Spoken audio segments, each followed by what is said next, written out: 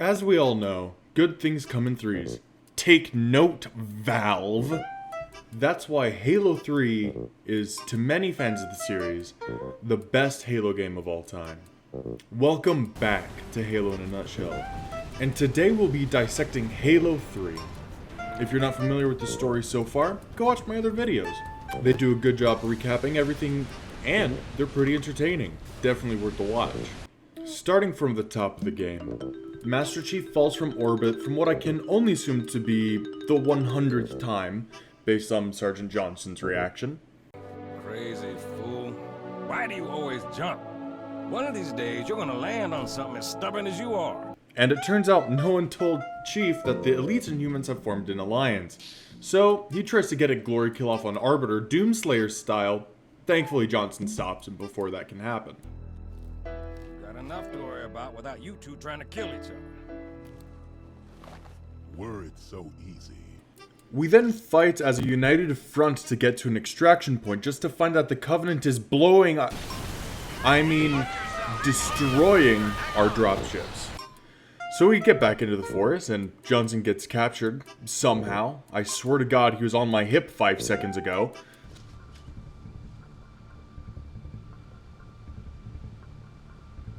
See how they bait their trap?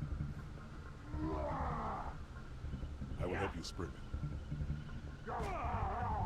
So we go rescue him. This isn't as fun as it looks. Cut the power. We're even, long as we're only counting today. And get picked up from a gunship at the dam.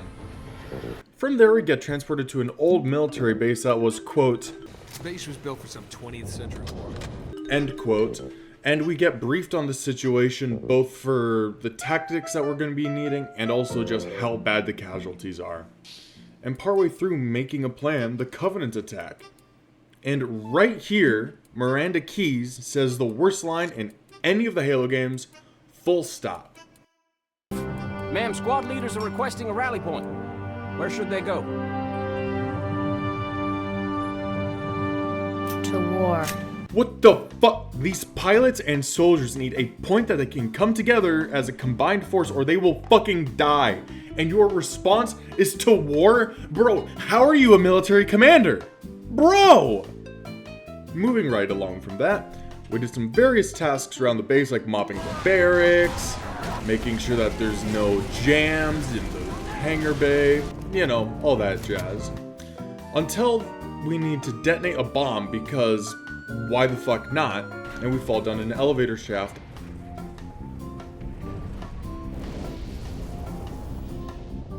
This place will become your home.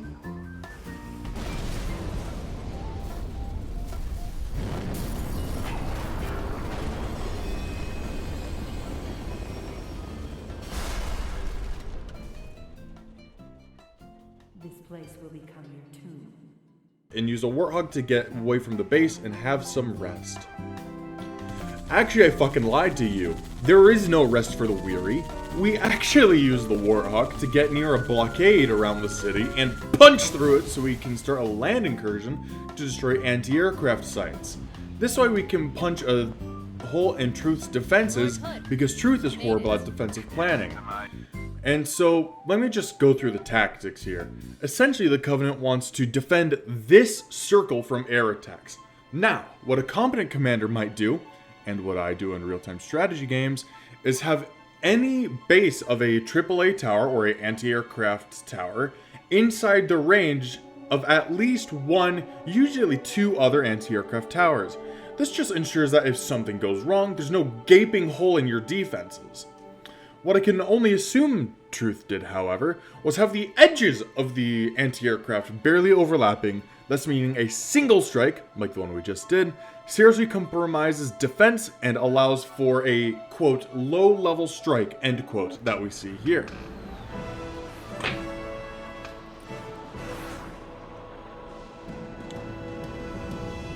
All ships, fire at will. Another thing, after the strike is completed, it turns out it didn't matter because Forerunner shit is stronger than humans expected, which is fair enough, honestly. So a portal is opened up to an unknown location. A Covenant cruiser, then, laden with the Flood, crashes onto the city. And here we have another issue in the cutscene, because there's an exchange between the Arbiter and Master Chief, and, well, I'll just let it play. What is it? More brutes? Worse. I'm sorry, what?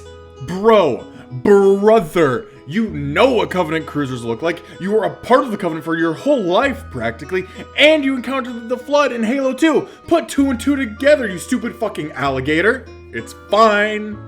It's fine. I'm over it. I can't rant about everything. After the cruiser crash lands, we fight our way through flood-infested streets and warehouses to get to a section of the wreck. We believe Cortana is on the ship, but unfortunately it's just a message from Cortana about the Flood sending High Charity, a huge fucking space city, size of a Big Mac for scale, that's infested with the Flood towards Earth, and for there being a solution to stopping the Flood on the Ark, which is revealed to be the location on the other side of the portal. Lord Hood, or basically the Admiral of the human fleet at this time, is skeptical about this quote solution, but allows Master Chief and Commander Miranda Keyes to join the elites in going through the portal to find Cortana's solution, and also, you know, to stop the Prophet of Truth from igniting the Halo Rings and literally killing everything in the galaxy. Just as a bit of lore before the next section, it should be noted that the Ark, i.e. what's on the other side of the portal, is not even in the Milky Way galaxy where we are. It's outside of the galaxy for lore reasons I'm not going to get into right now, but I digress. Shipmaster, they outnumber us 3-1. Then it is an even fight. Burn their mongrel hides. So, we smash through their defenses easily and gain access to the cartographer where Guilty Spark, yes, that Guilty Spark, learns that the Prophet of Truth has erected a barrier around the firing control center where he's located. And in order to break through that barrier and stop him, we need to destroy 3 generators that will take down a small section of the barrier so we can infiltrate and, you know, stop him from ending all life in the galaxy. So, we get the generator taken down for us, Arbiter does his thing, and Johnson is captured by the brutes again! So, we meet up with the Arbiter and his forces to secure and shut down the 3rd generator. After doing so, the Flood slips space in High Charity. By the gods, brace for impact!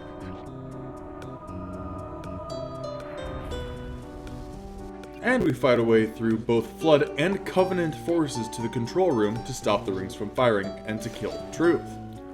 Oddly enough, once we get to the hallway of the controls, the Flood ambush us with a trade deal. They escort us to the control panel, and we stop the rings from firing. And without even reading what the Flood's gonna get, we decide to accept the terms. We really want to kill Truth. Now we got this whole thing where we're at the control panel, and we let Arbiter execute the Prophet of Truth, because he's a bastard. I am Truth, the voice of the Covenant. So, you must be silenced. And once this happens, the Flood full tilts into A, let's kill everything for food, so we full tilt into fuck the Flood. And we try to escape using the Pelican that Miranda Keyes crashed through the window a moment earlier. Well, we're batted off and have to find our own way out. During our attempted escape, we find something. We find a replacement ring that is partly constructed for the one that we destroyed in Halo 1. And, well, this gives Chief an idea. Why not just fire the replacement Halo ring that's partly constructed? I mean, we're outside the galaxy, so why fucking not? So, with this idea, we go to find Cortana, who has the activation index from the first ring, which, again, just so happens to be the original ring that this replacement is intended to, well, replace. This next mission is easily the worst in the Bungie games, at least in my opinion, with pathways going every which way, and there's not many patterns, so it's super easy to get lost, and it has the most of the, hey, we want exposition, so we're gonna have a character talk, slow down the player drastically, reduce their visibility to 0, and also massively change their FOV for about 5 to 10 seconds bullshit. I haven't directly called this out so far, but here's my rant on it. Whoever is responsible for this fucked bullshit should be in prison. that is my rant on it. Once we find Cortana, we overload High Charity's reactor and get onto a Pelican that the Arbiter flew in to help us get the hell out of there. We all say our goodbyes to everyone, except Johnson, who parks the frigate we took a ways off so it's safe, and we make a final push through the flood forces into the control room. At the control room, we encounter the glowy-eyed bastard who betrayed us in the first game, and who will betray us yet again by striking down Johnson and attempting to, if not kill, then at least detain us. So, we kill him, like we should have in the first game. And we say our final goodbyes to Johnson, who is now dead, and ignite the Halo ring. It turns out that firing a weapon that is now fully built is a bad idea, so the ring starts to, blow up. And we use a Warthog to get to the frigate that is our ticket out of this mess. Arbiter goes to the bridge, and we remain in the hangar bay because gravity is a challenge when the floor becomes a climbable wall. With that, the slip space portal shut abruptly, leaving Chief lost in space and the Arbiter reunited with his people. I'd like to summarize my feelings about or with Halo 3 with this thought and something I said at the very end, shortly after the final cutscene played. Halo 3 is like the final verse of a poem, sealing up all the loose thoughts and reflecting on the first verse in both the wording and the theming that it had. I guess in a way, even though I didn't grow up on the Halo games, Halo 3 in particular just makes me feel like I've gone back in time to a simpler time when I didn't realize my mom was a jackass, and when sitting down and trying to find all the mini kits in LEGO Star Wars was the biggest problem in the world.